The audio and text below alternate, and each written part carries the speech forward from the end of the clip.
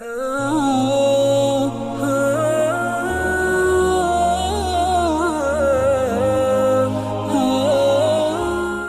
میں یہ عرض کر رہا تھا کہ یہ لفظ جو ہے، یہ احسان، جس کے لفظی معنی بنتے ہیں کسی کے ساتھ حسن سلوک کرنا بھی، اور کسی بھی شے کو حسین بنانا۔ اب اس میں مثلاً میں آپ کو ایک حدیث سناتا ہوں۔ یہ حدیث صحیح مسلم میں بھی ہے اور جامع ترمذی میں اور سنن نسائی میں بھی ہے۔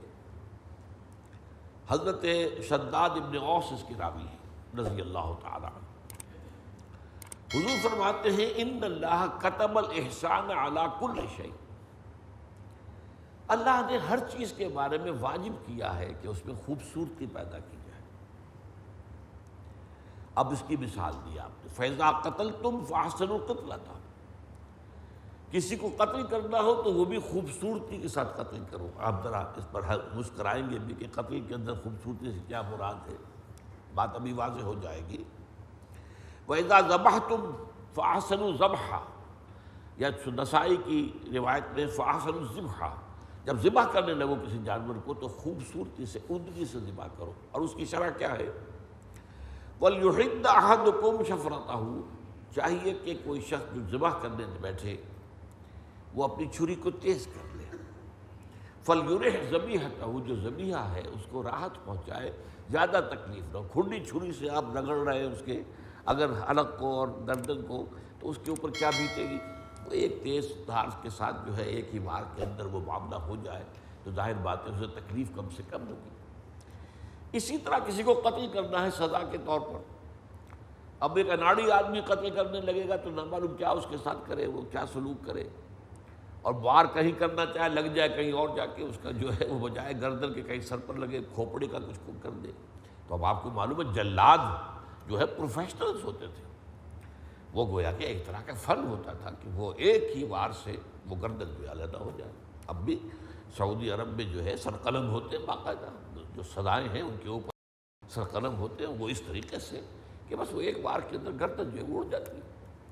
تو ظاہر بات ہے کہ اس سے کم تکلیف ہوگی اس شخص کو۔ ظاہر بات ہے کہ اگرچہ اسے سزا تو دینی ہے، شریعت کے دائرے کے اندر وہ آ گیا ہے، اس کے اوپر ایک جو ہے حد لگ گئی ہے۔ بہرحال یہ جو ہے احسان کے لفظی معنی میں نے آپ کے سامنے رکھے۔ اب اسی سے قرآن کی اصطلاح ہے احسان اسلام، اسلام میں خوبصورتی پیدا کرنا۔ یعنی اسلام ایک تو یہ ہے کہ آپ نے جو بھی اس کے فرائض ہیں، مارے باندھے کو جیسے بھی ہوا پورے کر دیے۔ آپ کی دلی اس کے اندر جو ہے کوئی وہ شامل نہیں ہے، دلی جذبہ شامل نہیں ہے۔ ایک یہ ہے کہ آپ نے پورے اہتمام سے، پوری توجہ کے ساتھ، پورے دل کی آمادگی کے ساتھ آپ نے اس کے لیے پورا اہتمام کیا اور اس کام کو کیا۔ یہ اسی کام کو درجہ احسان میں پہنچا دینے کا ہے، اس لیے اس کے لیے لفظ میں نے استعمال کیا ہے احسان اسلام۔ اسلام کو خوبصورت بنانا۔ اسلام تو وہی ہے، کلمہ شہادت ہے، نماز، روزہ، حج اور زکوٰۃ ہے، اور پھر جو بھی احکام دیے گئے شریعت کے، اوامر و نواہی۔ لیکن ایک یہ ہے کہ ان کو جیسے بھی ہو بے دلی سے، تھوڑ دلے پن کے ساتھ اور طبیعت کی عدم آمادگی جو ہے، اپنے آپ کو گھسیٹ کر کسی طریقے سے وہ آپ خانہ پوری کر دیں۔ اور ایک یہ ہے کہ بڑی دلی آمادگی کے ساتھ، بڑی خوش دلی کے ساتھ، دل لگا کر بہتر سے بہتر انداز میں وہ کریں۔ یہ احسان اسلام۔ تو میں نے آپ کو 3 آیتیں سنائی ہیں۔ ایک آیت جو ہے وہ مکی قرآن مجید میں سورہ لقمان کی ہے، وَمَن يُسْلِمْ وَجْهَهُ إِلَى اللَّهِ وَهُوَ مُحْسِنٌ، جو شخص اپنے چہرے کو اللہ کے سامنے جھکا دے اور وہ محسن ہو۔ اسلام اور احسان یہاں دونوں جمع ہو گئے، یعنی یہ کام وہ خوبصورتی کے ساتھ کر رہا، لہذا وہ شخص جو ہے فرمایا فَقَدْ اسْتَمْسَكَ بِالْعُرْوَةِ الْوُثْقَىٰ، تو اس شخص نے تو جو مضبوط کنڈا ہے اس کو پکڑ لیا ہے۔ یہ مضبوط کنڈا پکڑنا جو ہے، اس کی آپ کو اس کا پس منظر اگر سمجھ میں آ جائے کہ فرض کیجئے کہ بحری جہاز کے عرصے پر کھڑا ہوا کوئی شخص گر پڑا پانی میں، سمندر میں، تیرنا جانتا نہیں۔ اب اگر اس شخص کے ہاتھ میں کوئی کنڈا آ جائے، کنڈے لگے ہوئے ہوتے ہیں، تو ظاہر بات ہے کہ اسے معلوم ہے کہ اب یہ کنڈا ہی میری جان ہے، اس کنڈے کو میں نے چھوڑا تو میں ڈوب جاؤں گا۔ تو یہ ہے عروۃ الوثقی، وثقی اوثق بہت مضبوط، اس کا مؤنث ہے وثقی، بہت مضبوط۔ کنڈا جو ہے وہ اپنی جگہ نہیں چھوڑے اور آپ کنڈے کو نہ چھوڑے تو گویا کہ آپ کی جان بچنے کا امکان موجود۔ یہ عروۃ الوثقی جو ہے، تو جس شخص نے اس اسلام اور احسان کو جمع کر دیا، وَمَن يُسْلِمْ وَجْهَهُ إِلَى اللَّهِ وَهُوَ مُحْسِنٌ، مارے باندھے کا اسلام نہیں، بس زبردستی کا اسلام نہیں، اگرچہ زبردستی کے اسلام کی بھی قانونی حیثیت ہے۔ وہ کلمہ پڑھ رہا ہے تو آپ اسے قتل نہیں کر سکتے، الا یہ کہ اس نے کوئی جرم ایسا کیا ہو کہ اس کی بنا پر اس کی سزا قتل ہو، یا یہ کہ ثابت ہو جائے کہ وہ شخص جو ہے وہ مرتد ہو گیا ہے، لیکن نہیں، ورنہ تو بصورت دیگر اسلام جو ہے وہ ڈھال ہے۔ اس کے بارے میں ہم تفصیل سے گفتگو کر چکے ہیں۔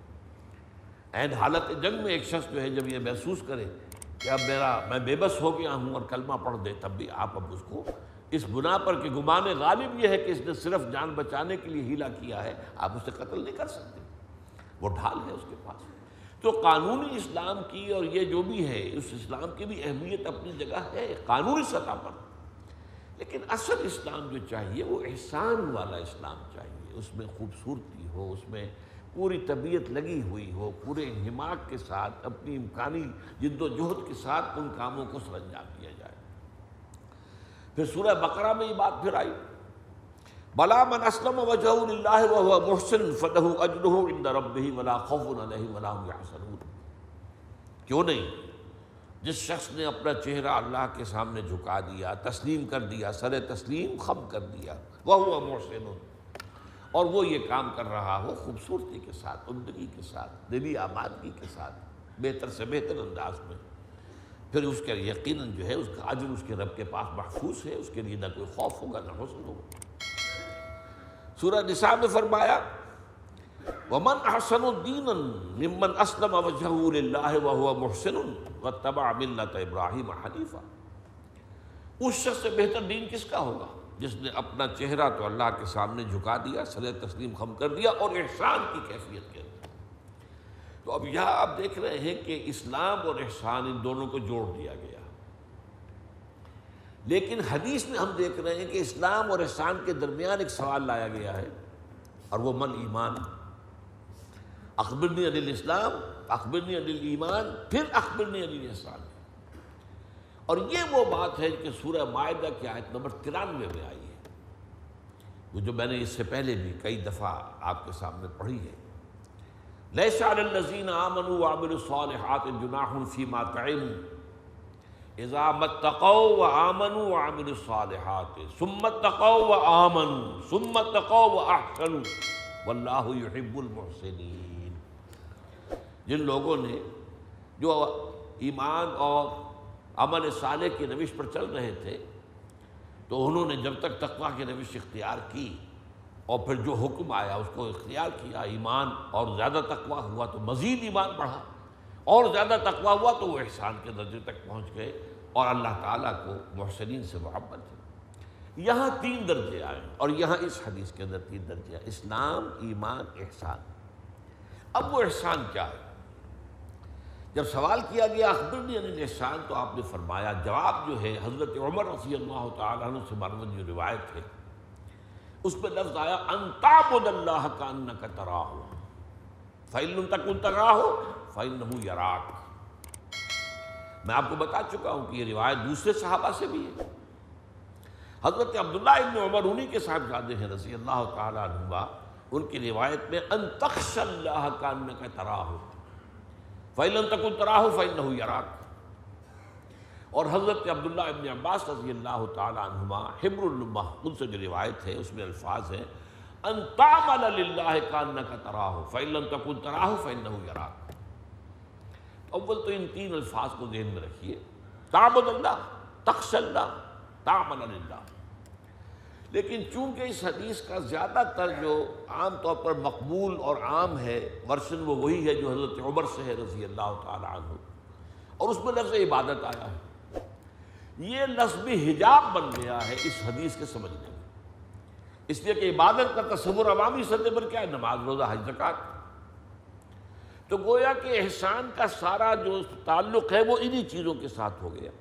نماز بہتر سے بہتر ہو، بڑی عمدہ پڑھی جائے، خشوع و خضوع کے ساتھ پڑھی جائے، تعدیل ارکان کے ساتھ پڑھی جائے، ہر چیز جو ہے پوری طریقے سے پابندی کرتے ہوئے، تو باطنی کیفیت بھی ہو خشوع و خضوع، اور ظاہری اعتبار سے بھی وہ نک سک سے جس کو کہتے ہیں وہ درست ہو، تو یہ تو گویا کہ احسان ہے۔